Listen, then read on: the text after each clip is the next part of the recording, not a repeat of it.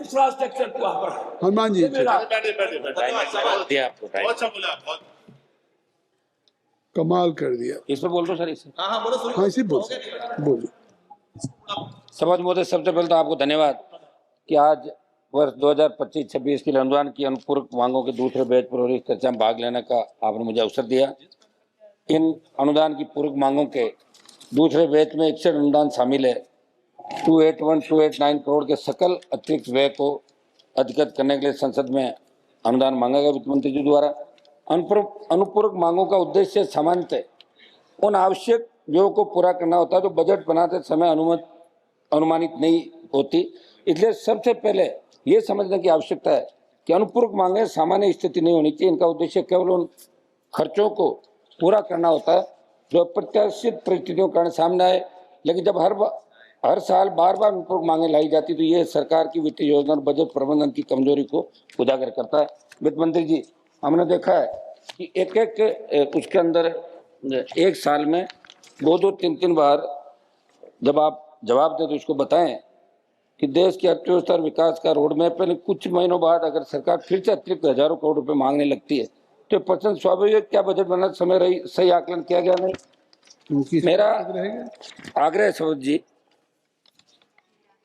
कि कई मंत्रालयों में पहले पर्याप्त प्रावधान नहीं किए जाते और बाद में अनुपूरक मांगों के माध्यम से अतिरिक्त राशि मांगी जाती है। यह आपका अधिकार है, लेकिन बजट बनाते समय अगर इसका ज्यादा ध्यान रखा जाए तो मेरे हिसाब से बार बार इस पर चर्चा की आवश्यकता नहीं होगी, बार बार आपको मांगना भी नहीं पड़ेगा पार्लियामेंट से। संसद की भूमिका केवल औपचारिक मंजूरी देने वाली संस्था बनकर रह जाएगी। मेरा इसके अंदर आपसे आग्रह है कि आप ध्यान रखें बजट आकलन के अंदर कमी। शपथ जी, जब संसद में मुख्य बजट प्रस्तुत किया जाता है तो सरकार पूरे वर्ष की आवश्यकताओं का आकलन करती है, लेकिन बार बार अनुपूरक मांगे लाकर ये कोई यही नहीं लाए, हमेशा लाई जाती है। इसमें सरकार या तो वास्तविक खर्चे का सही अनुमान नहीं ला पाती। एक मिनट रुक जाएं, अभी माननीय बेनीवाल जी की स्पीच चल रही है और एक सदस्य और हैं, तब तक के लिए कार्रवाई अगर सभा की सहमति तो बढ़ा दी है। या तो वास्तविक खर्च का सही अनुमान अधिकारी आपको बताते नहीं और या फिर जानबूझकर कम प्रावधान करके बाद में अतिरिक्त राशि मांगी जाती है। सौद महोदय, जनहित की प्राथमिकताओं की अनदेखी।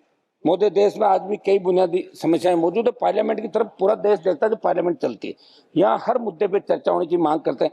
सबसे ज्यादा हम लोग जीत के आते हैं, यूथ पॉलिटिक्स आए। बढ़ती बेरोजगारी जो सबसे बड़ा विषय बन के रह गया, युवा दिशाहीन होता जा रहा है, महंगाई से परेशान आम जनता, किसानों की आय और फसल सुरक्षा की समस्या, ग्रामीण क्षेत्रों में स्वास्थ्य और शिक्षा की कमी। लेकिन अनुपूरक मांगों में इन क्षेत्रों के लिए अपेक्षित बढ़ोतरी दिखाई नहीं देती। वित्त मंत्री जी बताएं आप, इससे यह संदेश जाता है कि सरकार की प्राथमिकताएं जनता की समस्याओं से अधिक प्रशासनिक खर्चों को झुकी हुई है।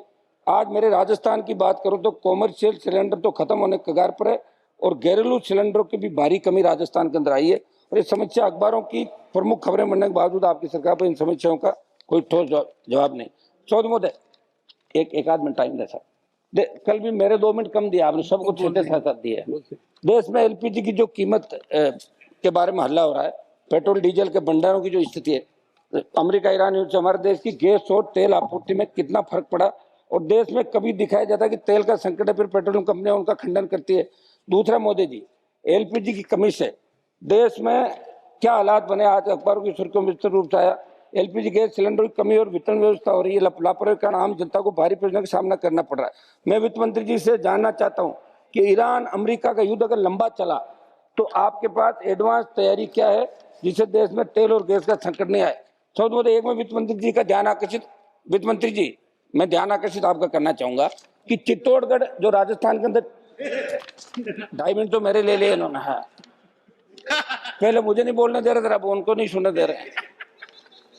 सौद महोदय, चित्तौड़ जो राजस्थान के अंदर है, वहां साहब अफीम के पट्टे चित्तौड़ के अंदर, मध्य प्रदेश का नीमच का लगता इलाका, राजस्थान के मेवाड़ क्षेत्र में चित्तौड़ में अफीम उत्पादक किसानों को सरकारी जो अधिकारी नारकोटिक 5 मिनट हो गए, कृपया समाप्त करने। कल भी 2 मिनट मेरे आप कुछ मेरा सुझाव दे दूंगा। राजस्थान सुझाव दे दीजिए, ये हटाएगा फिर राजस्थान सुझाव दे दीजिए, हो गई बात। करके अनावश्यक रूप से परेशान किया जा रहा है वहाँ किसानों को, जो पूर्ण रूप से अनुचित है। वैध लाइसेंस लेकर मेहनत से खेती करने वाले किसानों को बार बार नोटिस, जांच और दबाव का सामना करना पड़ रहा है।